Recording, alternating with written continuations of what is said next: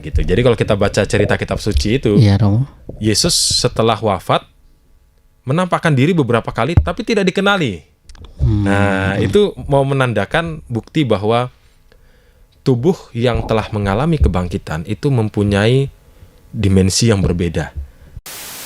Kenaikan Yesus ke surga, terangkat, itu mau menandakan Kristus adalah sang pemimpin kita yang membawa serta kita semua. Yesus selama hidupnya selalu mengatakan, di mana aku berada, di situ pun kamu berada. Mari kita hayati kenaikan Tuhan ini sebagai salah satu bagian dari iman kita. Paskah dan kenaikan adalah satu hal yang tidak dapat dipisahkan. Dan ingat, dengan peristiwa kenaikan Yesus ke surga ini, kenaikan Isa Al-Masih ini, Roh Kudus yang dijanjikan oleh Yesus itu akan turun kepada kita pada hari Pentakosta nanti.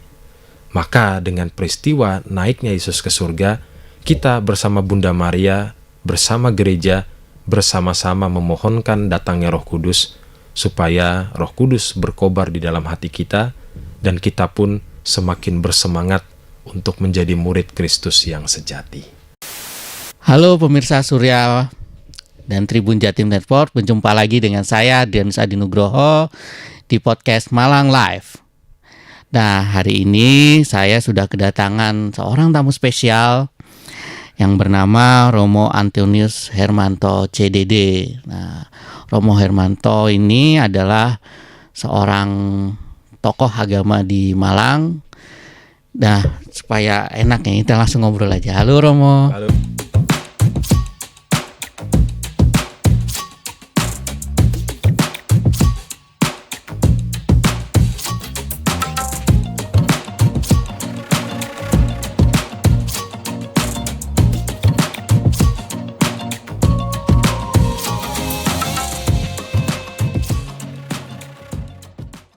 Mas Ardi. Ya, Romo, mungkin bisa diceritakan Romo, keseharian Romo ini di mana Romo?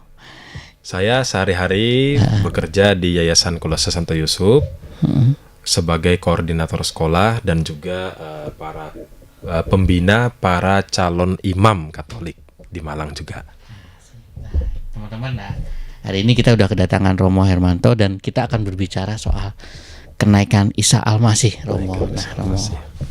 Romo, ini langsung aja ke pertanyaannya, Romo. Sebenarnya apa sih, Romo, kenaikan Isa Al-Masih itu apa sih sebenarnya? Maknanya apa di Katolik, Romo? Kenaikan Isa Al-Masih atau yang biasa kita kenal dengan kenaikan Yesus Kristus bisa kita temukan di dalam kitab suci, dalam Injil. Ya. Nah, dalam Injil ada 3 teks yang mencatat kenaikan Tuhan. Yang pertama dari Injil Markus 16 ayat 19. Sesudah Tuhan Yesus berbicara demikian kepada mereka, terangkatlah ia ke surga lalu duduk di sebelah kanan Allah. Lalu dalam Injil Lukas 24 50-51 dan Kisah Para Rasul 1 9-10. Memang pertama-tama kisah atau catatan tentang terangkatnya Isa Al-Masih, terangkatnya Yesus Kristus ini merupakan catatan historis tentang hidup Yesus. Lalu kemudian kita mungkin bertanya, apa arti dari kenaikan Yesus ini? Kan Yesus sudah bangkit, terus kenapa Yesus naik ke surga lagi? Nah, antara Paskah dan kebangkitan Kristus dan kenaikan Yesus Kristus ini memiliki kaitan yang sangat erat. Paskah itu adalah kebangkitan Yesus Kristus, Yesus yang mengalahkan maut. Dan setelah kebangkitannya, dia menampakkan diri selama 40 hari. 40 hari kepada para murid di dalam tubuh yang baru. Nah, gitu. Jadi kalau kita baca cerita kitab suci itu, Iya, Romo. Yesus setelah wafat menampakkan diri beberapa kali tapi tidak dikenali. Nah, itu mau menandakan bukti bahwa tubuh yang telah mengalami kebangkitan itu mempunyai dimensi yang berbeda. Nah, seperti itu. Oke. Kemudian ini kan satu rangkaian dengan Paskah itu sendiri, ya, Romo. Betul. Apa sih, Romo, perbedaannya antara Paskah dengan kenaikan Isa Al-Masih? Dan apakah kenaikan Isa Al-Masih juga bagian dari Paskah? Nah, ini Romo. Betul, pertanyaan yang menarik. Kenaikan Tuhan Yesus Kristus, kenaikan Isa Al-Masih itu satu rangkaian peristiwa iman dengan kebangkitan Yesus Kristus. Nah, setelah Yesus bangkit, 40 hari berikutnya, dia terangkat ke surga. Nah, terangkatnya Yesus ke surga ini mau menandakan apa? Atau tadi balik ke pertanyaan pertama, apa maknanya? Makna dari kenaikan Tuhan Yesus Kristus itu adalah bahwa menunjukkan Yesus Kristus, Isa Al-Masih itu bertahta di surga. Nah, tubuh yang sudah bangkit itu kemudian naik ke surga dan bertahta bersama Allah Bapa di surga. Sehingga bagi kita orang Kristiani dengan terangkatnya Yesus ke surga itu semakin memperkuat iman kita akan kebangkitan Yesus. Semakin memperkuat. Karena Yesus yang sudah bangkit ini, iman tersebut dikuatkan lagi dengan, oh ternyata Tuhan kita itu tidak hanya bangkit, tetapi juga masuk ke dalam surga. Nah, jadi ada satu kaitan. Satu kaitan. Apakah ini berarti Paskah atau bukan, Romo? Waktu kenaikan Isa Al-Masih ini. Satu rangkaian Paskah. Satu rangkaian Paskah, iya. ya. Okay. Jadi gampang hitungannya 40 hari setelah Paskah, Yesus bangkit, naik ke surga, ya, gitu. Okay, Yesus naik ke surga. Nah, Romo, kemudian apa sih, Romo, makna yang bisa diilhami bagi umat terkait kenaikan Isa Al-Masih ini? Nah, bagi umat Kristiani, kenaikan Yesus Kristus itu memiliki makna yang sangat penting. Gitu. Yang pertama adalah kenaikan Yesus ke surga, terangkat, itu mau menandakan Kristus adalah sang pemimpin kita yang membawa serta kita semua. Yesus selama hidupnya selalu mengatakan, di mana aku berada, di situ pun kamu berada. Di mana aku tinggal, kalau aku tinggal di dalam kamu, kamu juga tinggal di dalam aku. Jadi logikanya ketika Yesus itu bangkit, mengalahkan kematian, dan naik ke surga, terangkat itu, maka kita yang mengikuti Yesus juga akan mengalami hal yang sama. Akan mengalami kebangkitan dan juga hidup bersama Allah di surga. Karena dalam pandangan gereja, manusia itu akan kembali kepada Allah. Hidup bersama Allah lagi. Nah, itu yang pertama. Bahwa Kristus yang naik ke surga itu akan membawa kita semua kepada Allah di surga. Itu yang pertama. Lalu yang kedua, hal spiritual yang bisa kita ambil lagi adalah kita lebih kuat dan kokoh bersandar pada Kristus. Jadi kenaikan Yesus ke surga ini adalah bukti lainnya bahwa Yesus Kristus itu adalah anak Allah. Sehingga tidak ada keraguan lagi bagi orang Kristiani untuk yakin bahwa Yesus itu anak Allah. Kalau dalam peristiwa Paskah, mungkin beberapa ragu gitu. Karena kenaikan kebangkitan Yesus itu tidak ada satu saksi pun.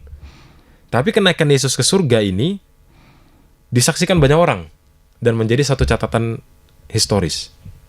Maka kita lebih teguh lagi untuk beriman kepada Kristus.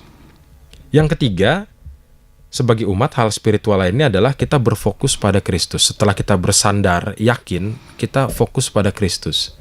Karena keselamatan Allah itu terwujud di dalam diri Yesus Kristus yang bangkit dan naik ke surga. Nah, hal berbeda, peristiwa menarik dari terangkatnya Yesus ke surga ini adalah berbeda dengan tokoh-tokoh lain yang diangkat ke surga. Nah, gitu. Kita mengenal beberapa tokoh yang diangkat ke surga, tubuh dan jiwanya, yaitu Henokh di dalam kitab Kejadian, Elia, kitab Raja-Raja, yang diangkat ke surga. Lalu Bunda Maria, dalam tradisi gereja juga tidak mengalami kematian, tetapi dikisahkan dia diangkat ke surga. Nah, diangkat ini berarti ada kuasa lain, yaitu kuasa Allah sendiri. Tapi kalau Yesus bukan diangkat, nah itu. Yesus bukan diangkat, tetapi terangkat, naik oleh kuasanya sendiri. Karena Yesus sungguh Allah, sungguh manusia. Oke. Kemudian ini mungkin terakhir ya Romo ya. Pertanyaan terakhir, bagaimana sebenarnya umat memposisikan diri untuk memaknai kenaikan Isa Al-Masih ini gitu. Dengan peristiwa kenaikan ini, Iya, iman kita semakin diteguhkan. gitu. Maka para murid yang menyaksikan kenaikan Yesus itu langsung bersemangat untuk mewartakan Injil. Baik. Karena apa? Karena mereka yakin inilah Tuhanku. Gitu. Karena pada peristiwa Paskah selama 40 hari itu ya, Yesus menampakkan diri. Itu mereka masih dalam, ada yang ragu, ada yang ini, ada yang itu. Tetapi dengan kebangkitan, terangkatnya Yesus ke surga, wah, ini dia Tuhanku. Yesus Kristus sungguh Allah. Sehingga bagi kita umat Kristiani, sebenarnya peristiwa kenaikan Yesus ke surga ini semakin memperkuat iman kita akan Yesus. Siapa itu Yesus sesungguhnya gitu. Baik, Romo. Baik, teman-teman, sekian penutup dari Romo Hermanto. Mungkin ada yang mau disampaikan lagi, Romo? Sebagai kesimpulan terakhir, para pemirsa sekalian, mari kita hayati kenaikan Tuhan ini sebagai salah satu bagian dari iman kita. Paskah dan kenaikan adalah satu hal yang tidak dapat dipisahkan.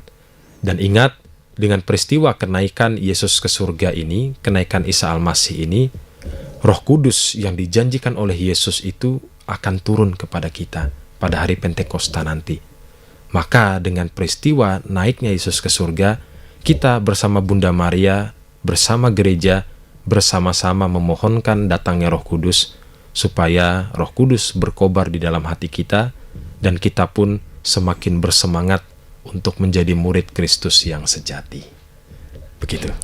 Terima kasih Romo atas perjumpaan hari ini, dan sampai jumpa teman-teman di acara berikutnya bersama narasumber yang lain. Terima kasih banyak.